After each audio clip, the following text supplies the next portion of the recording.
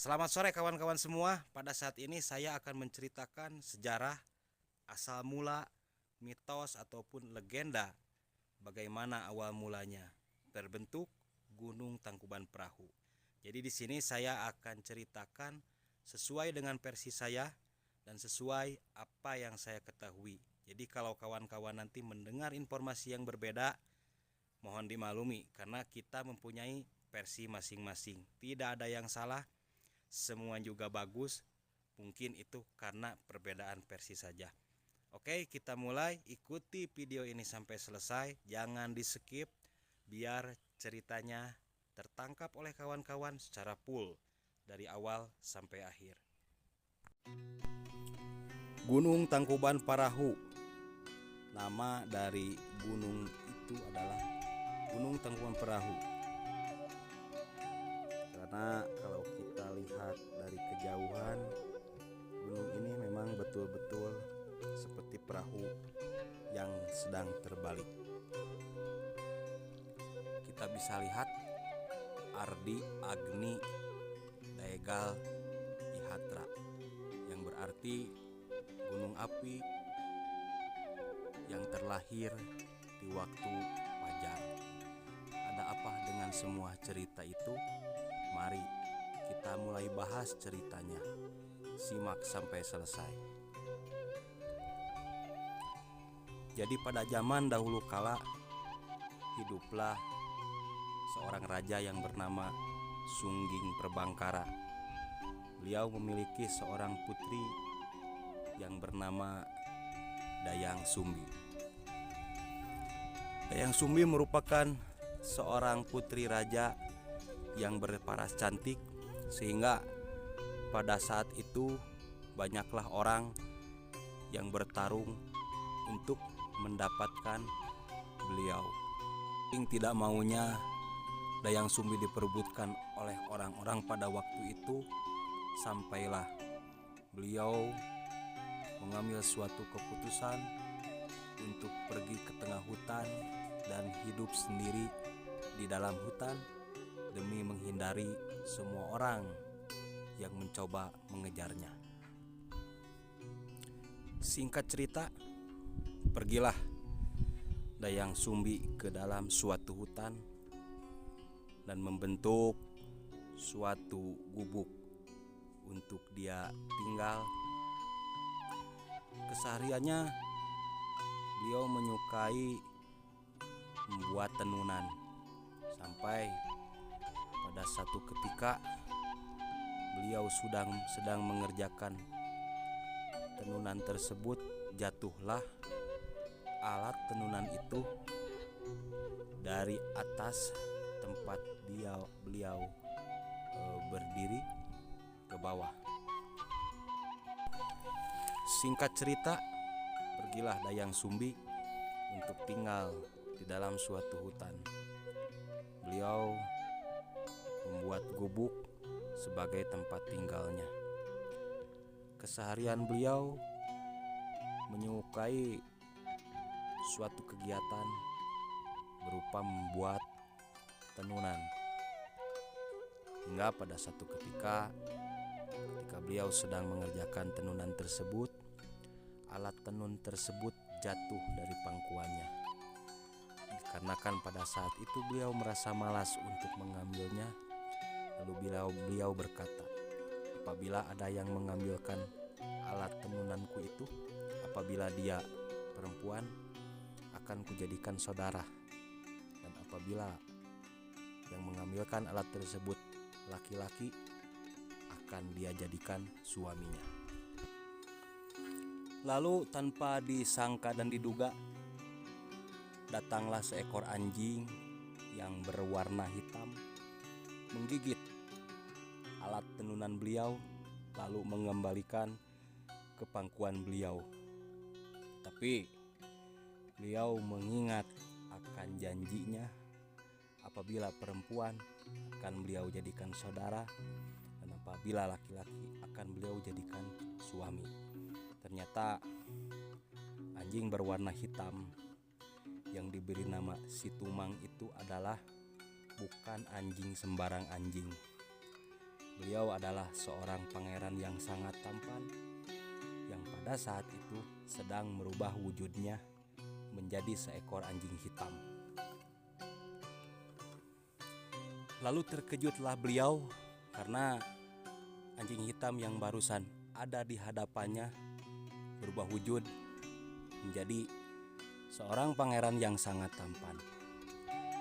Dikarenakan beliau sudah berjanji terhadap dirinya sendiri, maka bersedialah beliau menikah dengan sesosok yang tadinya beliau lihat seekor anjing hitam, lalu kemudian berubah menjadi seorang pangeran yang sangat tampan. Hari berlalu, musim berganti. Hari demi hari mereka lalui, sampailah pada suatu ketika perut daripada Dayang Sumbi mengandung sesosok calon anaknya. Lalu terlahirlah seorang bayi laki-laki dari rahimnya yang kemudian diberi nama Raden Sangkuriang. Lalu tumbuh besarlah Raden Sangkuriang tanpa mengetahui bahwa sesosok anjing hitam yang setiap hari menemani beliau bermain itu adalah sosok bapaknya yang bernama Situmang. Diceritakan Raden Sangkuriang adalah seorang pemuda yang sangat gemar memburu, sehingga suatu hari beliau memutuskan untuk masuk ke dalam hutan berburu ditemani dengan Situmang. Tapi pada saat itu ibunya, yakni Ibu Dayang Sumbi, berpesan bahwa beliau pada hari itu menginginkan hati daripada seekor rusa. Setelah Sangkuriang masuk ke dalam hutan dengan Situmang, bertemulah dengan seekor rusa. Lalu pada saat itu Situmang enggan mengejar rusa tersebut, tetapi Raden Sangkuriang terus memaksa Situmang untuk mengejar rusa tersebut. Lalu dikarenakan Situmang tetap tidak mau bergerak, mengancamlah Raden Sangkuriang dengan anak panah yang diarahkan ke Situmang. Apabila Situmang tidak mau mengejar mangsanya tersebut, maka akan terpanahlah tubuhnya oleh Raden Sangkuriang. Dikarenakan Situmang tetap tidak mau untuk mengejar seekor rusa yang menjadi buruan Raden Sangkuriang, timbullah amarah yang sangat tinggi bergejolak di dalam hati Raden Sangkuriang.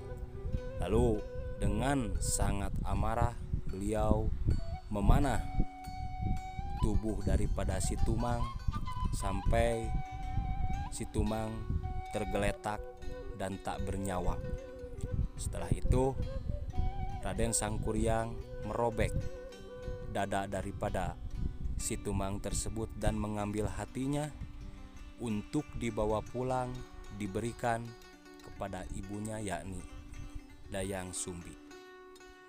Sesampainya di rumah, Raden Sangkuriang memberikan hati daripada Situmang kepada ibunya. Lalu ibunya merasa sangat bahagia mendapatkan hati tersebut, karena yang ada dalam benak Dayang Sumbi pada saat itu adalah memang betul-betul hati dari seekor rusa. Setelah Ibu Dayang Sumbi menerima itu, lalu mulailah membersihkan lalu memasak hati tersebut, tanpa beliau sadari di mana keberadaan Situmang pada saat itu, karena Raden Sangkuriang terlihat pulang menghampiri Dayang Sumbi hanya seorang diri. Dengan rasa penasarannya, Dayang Sumbi menanyakan kepada Sangkuriang di mana keberadaan Situmang. Lalu Raden Sangkuriang mengakui bahwa Situmang telah mati dipanah olehnya. Lalu hati yang barusan diberikan kepada Dayang Sumbi itu adalah hati daripada Situmang. Alangkah sangat murkanya Dayang Sumbi ketika mengetahui si Tumang telah dibunuh oleh Sang Kuryang. Dengan emosi yang sangat tinggi, Dayang Sumbi mengambil centong nasi lalu memukul kepala Sang Kuryang sampai berdarah. Dan itulah cikal bakal yang akan menjadi ciri khas daripada Raden Sang Kuryang. Setelah itu, Dayang Sumbi mengusir Raden Sang Kuryang untuk pergi dari rumahnya. Hari berganti musim berlalu. Berkelanalah Sang Kuryang setelah meninggalkan keberadaan ibunya. Tumbuh dewasalah beliau dan mempunyai dan mempelajari kepada seorang guru agar dapat memiliki suatu ilmu kanuragan yang sangat tinggi. Setelah waktu yang sangat lama, Sang Kuryang menjadi tumbuh dewasa. Secara tidak kebetulan bertemu kembali dengan ibunya Dayang Sumbi. Tapi rupawan daripada Dayang Sumbi itu tetap saja terlihat muda, tetap saja terlihat cantik, sama persis seperti ketika Sang Kuryang meninggalkan keberadaan ibunya. Hari demi hari Sang Kuryang lewati dengan Dayang Sumbi. Lalu mulailah timbul perasaan jatuh cinta Raden Sang Kuryang terhadap Dayang Sumbi. Akan tetapi ketika setelah Raden Sang Kuryang mengatakan itu, suatu hari Raden Sang Kuryang tidur di pangkuan Dayang Sumbi. Secara tidak sengaja, sembari mengelus-ngelus kepala daripada Sang Kuryang, terlihatlah luka yang cukup besar di kepalanya, sama persis seperti bertahun-tahun yang lalu luka anaknya yang dipukul dengan centong yang ia pegang pada saat itu. Lalu dari semenjak saat itu Dayang Sumbi meyakini bahwa sosok pemuda bernama Sang Kuryang itu adalah anak kandung daripada Dayang Sumbi. Berceritalah Dayang Sumbi terhadap anaknya bahwa Sang Kuryang itu adalah anak yang sekian tahun tidak bertemu dengannya. Yang sekadang ada di hadapannya adalah sosok ibu kandungnya. Tetapi Sang Kuryang tidak mau percaya begitu saja. Beliau memaksa dan terus memaksa untuk bisa menikahi Dayang Sumbi, sang pujaan hati.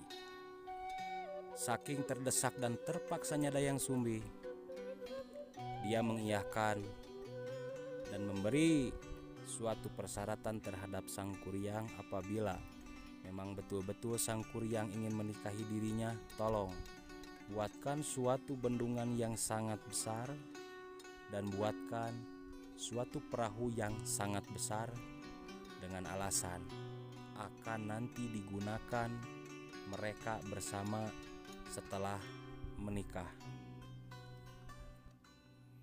Suatu permintaan yang sangat berat, lebih diberatkan lagi dengan waktu yang Dayang Sumbi berikan terhadap Sang Kuryang, tidak lebih daripada 1 malam. Semua permintaannya harus tercapai.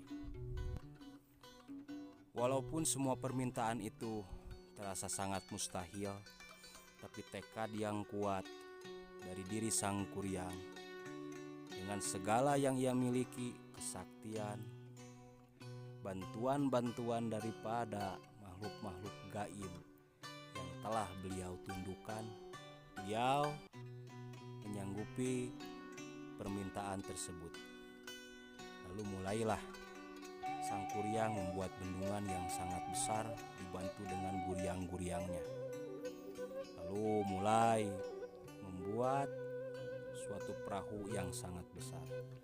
Tetapi di sisi lain Dayang Sumbi cemas dan panik, karena apabila permintaan itu bisa terlaksana oleh Sang Kuryang, maka mau tidak mau esok hari Dayang Sumbi harus siap dinikahi oleh Sang Kuryang. Dayang Sumbi pada saat itu berdoa dan berdoa ke Sang Maha Kuasa agar bagaimana caranya supaya Sang Kuryang gagal menepati apa yang dia minta. Dengan doa yang maha kuasa, maka terbesitlah suatu pikiran di dalam kepala Dayang Sumbi untuk mengambil selendangnya yang sedang ia gunakan. Lalu selendang itu dikebaskan. Setelah selendang itu dikebaskan, maka tepat terpancarlah cahaya seperti cahaya matahari yang keluar pada pagi hari, walaupun pada saat itu sebetulnya itu masih keadaan malam hari.